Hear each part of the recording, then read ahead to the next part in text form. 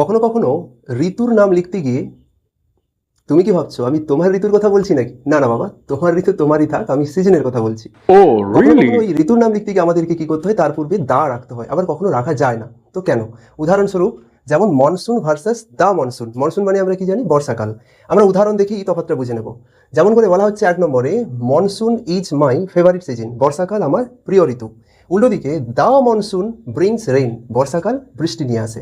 প্রথম বাক্যে কিন্তু ইন জেনারেল বক্তা বলছে যে বর্ষাকাল আমার প্রিয় ঋতু। উল্টো দিকে বর্ষাকালের বৈশিষ্ট্যগত কথা বলা হচ্ছে যে বর্ষাকাল বৃষ্টি নিয়ে আসে।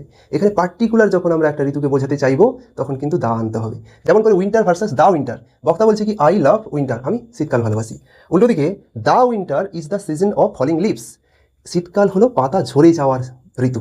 তার মানে শীতকালের আমি বৈশিষ্ট্যগত কথা বলছি এবং পার্টিকুলার আমি শীতকালকে বোঝাতে চাইছি, তাই আমাকে দা আনতে হচ্ছে। আশা করি তোমরা বুঝতে পেরেছো। Thank you.